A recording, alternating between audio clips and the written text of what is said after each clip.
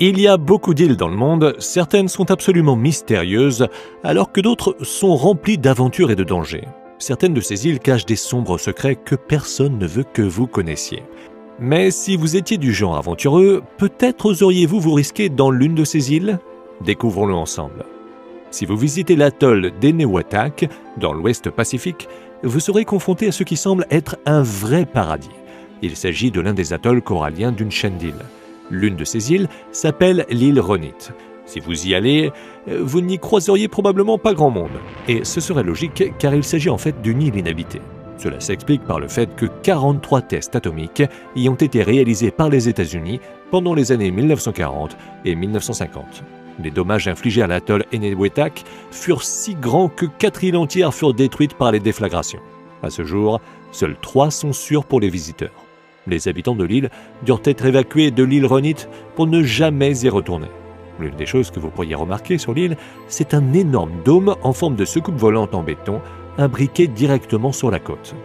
Certains pensent peut-être qu'il s'agit réellement d'un ovni, mais il s'agit en réalité d'un gigantesque couvercle placé au-dessus d'un cratère de bombe de 100 mètres d'envergure. Pourquoi a-t-on voulu recouvrir le cratère ? Pendant les années 1970, plusieurs décennies après ces tests radioactifs dévastateurs, le gouvernement américain décida de nettoyer la zone. Seulement, ils ne furent pas si exigeants que cela, étant donné qu'ils se contentèrent de mettre les déchets toxiques, soit 73 000 mètres cubes de déchets, dans le cratère, puis d'y appliquer du béton. Cela vous semblera peut-être efficace, mais cela ne devait être à l'origine qu'une solution temporaire, alors que cela fait plus de 40 ans qu'il est en place. Les habitants des îles voisines appellent ce dôme la tombe, et on peut facilement s'imaginer pourquoi. Les ressources naturelles y ont tellement été contaminées que ceux qui vivent aux environs doivent faire importer des boîtes pour s'alimenter. Et ce n'est pas tout, le béton du dôme est en train de se fissurer. Et pire encore, l'eau de mer s'y infiltre et fait dériver tout son contenu radioactif, ce qui comprend du plutonium-239, qui a une demi-vie de plus de 24 000 ans. Tout ce qui manque, c'est un typhon qui dévaste complètement le dôme, même s'il semblerait que l'environnement local de l'île Ronit soit si dangereux que cela n'y changerait pas grand-chose.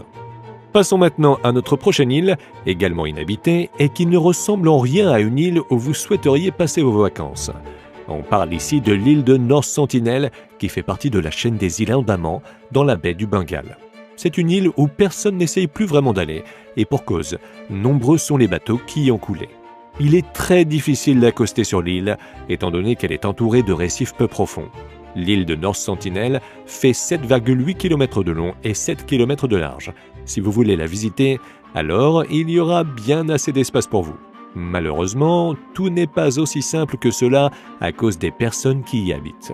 On les appelle les sentinelles, même s'il s'agit seulement là du nom que la civilisation moderne leur a donné, plutôt que de celui qu'ils donnent eux-mêmes. Mais en dépit de tous les essais des anthropologues pour les contacter, ils sont toujours restés mystérieux. Ils parlent une langue si étrange que même les autres habitants des îles Andaman n'y comprennent rien. Tout ce que l'on sait d'eux, cela nous vient des explorations des années 1960, où l'on a pu observer qu'ils vivent dans des huttes et ont un mode de vie de chasseurs-cueilleurs. Ils peuvent également être très hostiles. Récemment, un missionnaire américain a été tué sur leur rivage. Alors, combien sont-ils ? On n'en est pas très sûr.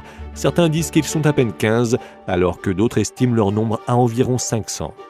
On ne peut pas les blâmer pour leur agressivité envers les visiteurs. Pendant un temps, l'île était une propriété de l'Empire britannique, même si personne ne s'était embêté à prévenir les sentinelles. De surcroît, pour ne rien arranger, un officier du nom de Portman décida d'aller enquêter sur l'île. Après cette expédition, il ramena chez lui un vieux couple et 4 enfants. Cela les exposa à des microbes pour eux encore inconnus et les rendit malades. Portman les ramena ensuite sur leur île, ce qui fit encourir le risque de propager les maladies parmi les sentinelles. Le gouvernement déclara que la propriété de l'île revenait à ses habitants en 1970. Les sentinelles sont protégées par ce qui s'appelle la loi pour la protection des tribus aborigènes des îles Andaman et Nicobar, qui existe depuis 1956. Elle a été actée pour protéger les habitants de ces îles des maladies du monde extérieur, mais aussi pour s'assurer que les touristes ne viennent pas à être visés par les flèches des aborigènes. Alors, une chose est sûre, personne ne pourra s'emparer l'île de North Sentinel parce qu'elle est la propriété de ses habitants, les sentinelles. Et on ne peut vraiment pas leur en vouloir pour cela. L'île de North Sentinel semble être un endroit difficile à vivre, mais c'est au final une île plutôt douce à vivre comparée à la suivante. L'île italienne de Poveglia se situe dans le nord de l'Italie et elle a pour voisins de marque les célèbres villes de Venise et de Lido, où se tient le célèbre festival du film de Venise. Il n'y a rien de très glamour à Poveglia, à moins que vous aimiez les films d'horreur. L'histoire de cet endroit est particulièrement horrifiante. Pendant toute une période, cet endroit a été tout ce qu'il y a de plus normal. Et ce jusqu'en 1379, lorsque l'île fut évacuée pendant la guerre. Par la suite, en 1776, alors que la peste bubonique terrifiait le monde entier, Poveglia fut utilisée comme zone de quarantaine pour ceux qui souffraient de la maladie.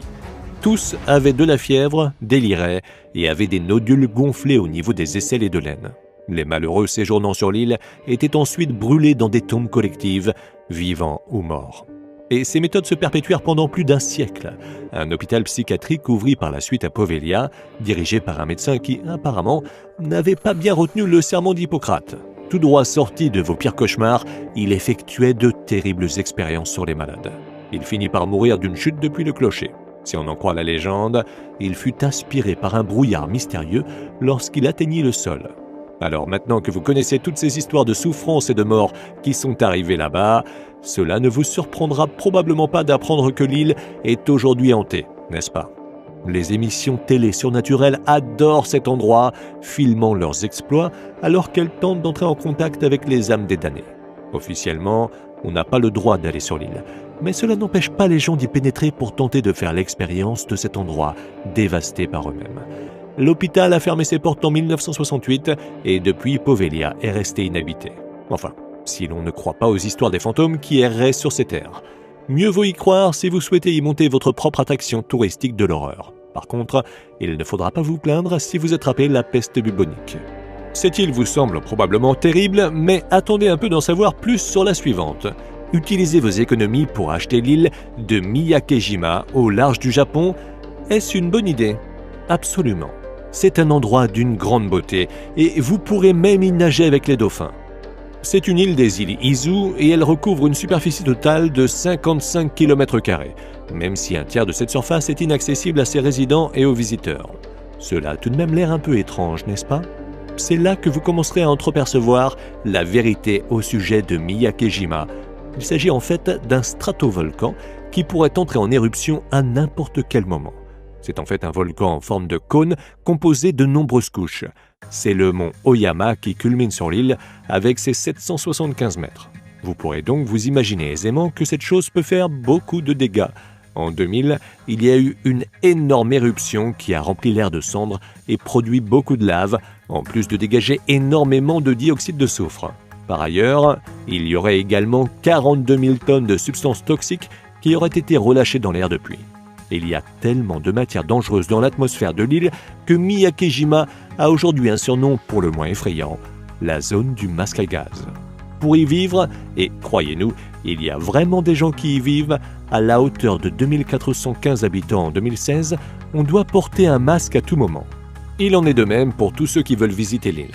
En 2000, l'île a été évacuée, mais la plupart des résidents ont choisi d'y retourner, même si cela a pris des années pour que tout revienne à la normale.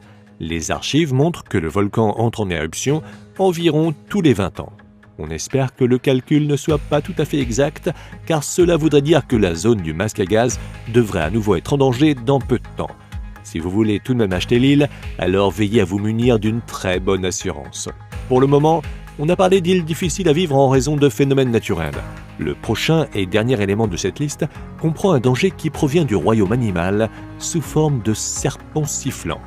Si Indiana Jones décidait de visiter Ilha da Queimada Grande, il y aurait des chances pour que cette aventure tourne court.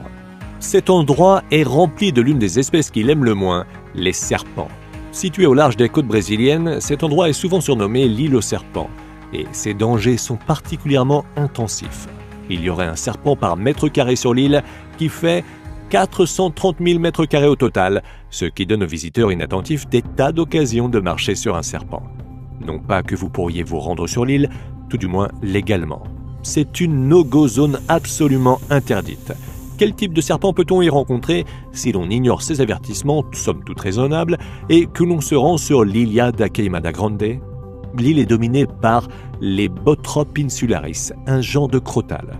Non seulement ils font partie des serpents les plus mortels au monde, leur venin pouvant tuer en 1 heure, mais ils mesurent également plus de 30 cm, ce qui veut dire que vous avez au moins une chance de les voir avant qu'ils ne viennent vous mordre. Pour ce qui est d'expliquer comment ils se sont retrouvés là, la montée des eaux semble avoir joué un grand rôle dans leur démultiplication. On estime aujourd'hui qu'il y aurait 2 à 4 000 serpents qui y ondulent.